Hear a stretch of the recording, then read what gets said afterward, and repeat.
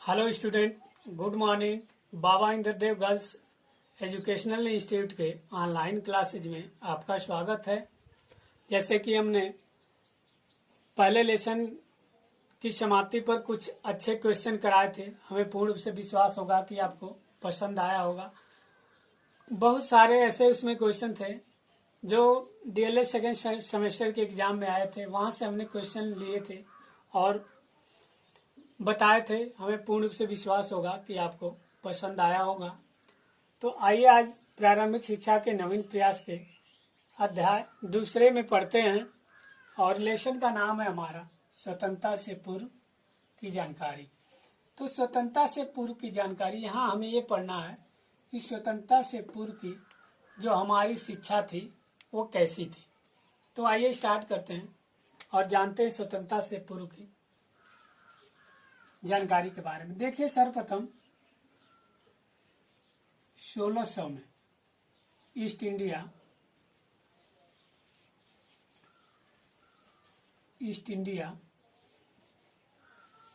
Company Bharat में व्यापार करने के उद्देश्य से आई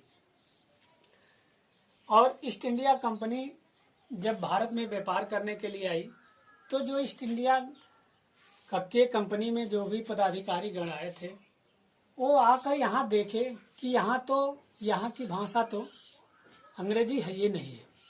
तो ये यहाँ जो भारतीय भाषाएं थी, ये भारतीय भाषाओं को निकृष्ट भाव से देखते थे और अपनी भाषा को सर्वश्रेष्ठ। क्योंकि कोई भी अपने धर्म को या अपनी भाषा को दूसरे धर्म और दूसरे की भाषा से अच्छा समझता है। तो यहाँ पे देखिए, जब ईस्ट इंडिया कंपनी के पदाधिकारी सोचे कि जब तक हम भारतीय भाषाओं का ज्ञान नहीं होगा तब तक हम यहाँ व्यापार नहीं कर सकते, तो उन्होंने सोचा कि हम अंग्रेजी भाषा का प्रचार कैसे करें। चूंकि हमें हिंदी सीखना मुश्किल है या भारतीय भाषाओं को सीखना मुश्किल है, तो क्यों ना हम अंग्रेजी शिक्षा का ही प्रचार प्रसार करें और अंग्रेजी भाषा ही यहाँ के लोगों को बताए। तो उस समय ईसाई मिशनरी भी अपने धर्म का प्रचार प्रसार करने भारत आए थे। तो इन्होंने ईसाई मिशनरियों का सहारा लिया और ईसाई मिशनरी भी चाहते थे कि हम अपने धर्म का प्रचार प्रसार करें और अंग्रेजी शिक्षा को बढ़ावा दें। अंग्रेजी शिक्षा को बढ़ावा तभी दे सकते थे क्योंकि उनको भी ईसाई धर्म का प्रचार प्रसार करना था। तो देखिए, ईसाई मिशनरी ईसाई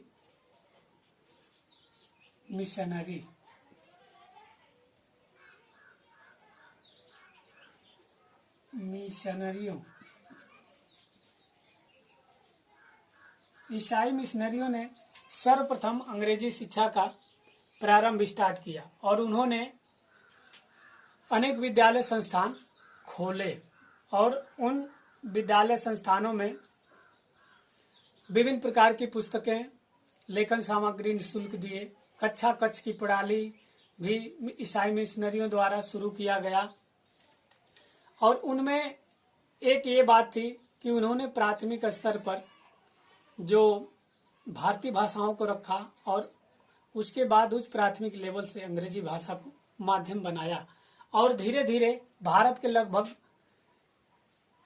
कई स्थानों में जैसे चेन्नई, मुंबई, कोलकाता इत्यादि स्थानों पे अनेक संस्थाएं खोली और धीरे धीरे उन्होंने अंग्रेजी भाषा का प्रचार प्रसार शुरू किया। तो देखिए, क्वेश्चन आपका पूछता है ईसाई मिशनरियों के शैक्षिक प्रयास, और ईसाई मिशनरियों के शैक्षिक प्रयास में हम यही बताएंगे आपको कि ईसाई मिशनरियों ने अपने धर्म के प्रचार प्रसार के लिए अंग्रेजी शिक्षा को प्रारंभ किया। और सबसे ज्यादा क्वेश्चन ये पूछता है कि ईसाई मिशनरियों द्वारा स्थापित विद्यालयों की विशेषताएं या ईसाई मिशनरियों के शैक्षिक प्रयास की विशेषताएं। तो हम अगले टॉपिक में जानेंगे ईसाई मिशनरियों के विद्यालयों की विशेषताएं। कि ईसाई मिशनरियों की जो विद्यालयों की विशेषताएं थी उनमें क्या विशेषता थी, किस प्रकार की शिक्षा देते थे। तो कल के वीडियो में ईसाई मिशनरियों के स्कूलों की विशेषताएं बताएंगे। धन्यवाद।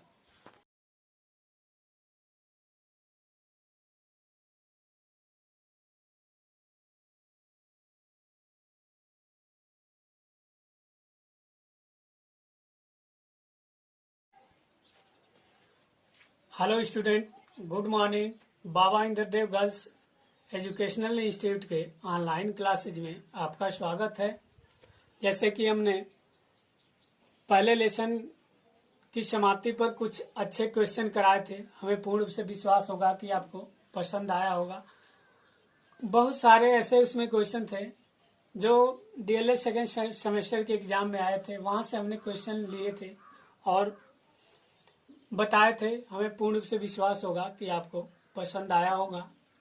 तो आइए आज प्रारंभिक शिक्षा के नवीन प्रयास के अध्याय दूसरे में पढ़ते हैं और लेसन का नाम है हमारा स्वतंत्रता से पूर्व की जानकारी।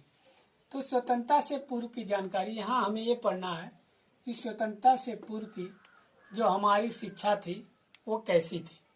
तो आइए स्टार्ट करते हैं और जानते हैं स्वतंत्रता से पूर्व की जानकारी के बारे में। देखिए, सर्वप्रथम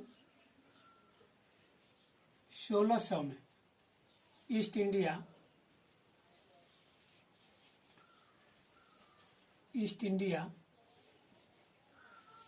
कंपनी भारत में व्यापार करने के उद्देश्य से आई और ईस्ट इंडिया कंपनी जब भारत में व्यापार करने के लिए आई तो जो ईस्ट इंडिया के कंपनी में जो भी पदाधिकारी गण आए थे वो आकर यहाँ देखे कि यहाँ की भाषा तो अंग्रेजी है, ये नहीं है। तो ये यहाँ जो भारतीय भाषाएं थी, ये भारतीय भाषाओं को निकृष्ट भाव से देखते थे और अपनी भाषा को सर्वश्रेष्ठ। क्योंकि कोई भी अपने धर्म को या अपनी भाषा को दूसरे धर्म और दूसरे की भाषा से अच्छा समझता है। तो यहाँ पे देखिए, जब ईस्ट इंडिया कंपनी के पदाधिकारी सोचे कि जब तक हम भारतीय भाषाओं का ज्ञान नहीं होगा तब तक हम यहाँ व्यापार नहीं कर सकते, तो उन्होंने सोचा कि हम अंग्रेजी भाषा का प्रचार कैसे करें। चूंकि हमें हिंदी सीखना मुश्किल है या भारतीय भाषाओं को सीखना मुश्किल है, तो क्यों ना हम अंग्रेजी शिक्षा का ही प्रचार प्रसार करें और अंग्रेजी भाषा ही यहाँ के लोगों को बताए। तो उस समय ईसाई मिशनरी भी अपने धर्म का प्रचार प्रसार करने भारत आए थे। तो इन्होंने ईसाई मिशनरियों का सहारा लिया और ईसाई मिशनरी भी चाहते थे कि हम अपने धर्म का प्रचार प्रसार करें और अंग्रेजी शिक्षा को बढ़ावा दें। अंग्रेजी शिक्षा को बढ़ावा तभी दे सकते थे क्योंकि उनको भी ईसाई धर्म का प्रचार प्रसार करना था। तो देखिए, ईसाई मिशनरी ईसाई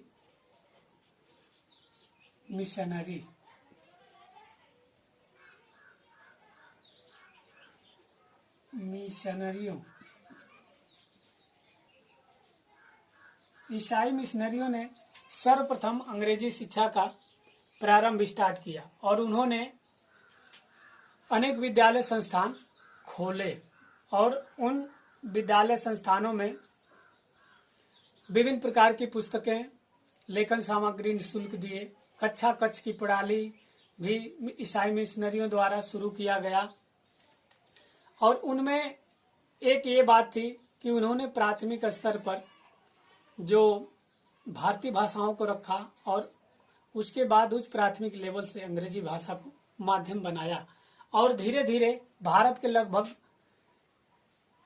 कई स्थानों में जैसे चेन्नई, मुंबई, कोलकाता इत्यादि स्थानों पे अनेक संस्थाएं खोली और धीरे धीरे उन्होंने अंग्रेजी भाषा का प्रचार प्रसार शुरू किया। तो देखिए, क्वेश्चन आपका पूछता है ईसाई मिशनरियों के शैक्षिक प्रयास, और ईसाई मिशनरियों के शैक्षिक प्रयास में हम यही बताएंगे आपको कि ईसाई मिशनरियों ने अपने धर्म के प्रचार प्रसार के लिए अंग्रेजी शिक्षा को प्रारंभ किया और सबसे ज्यादा क्वेश्चन ये पूछता है कि ईसाई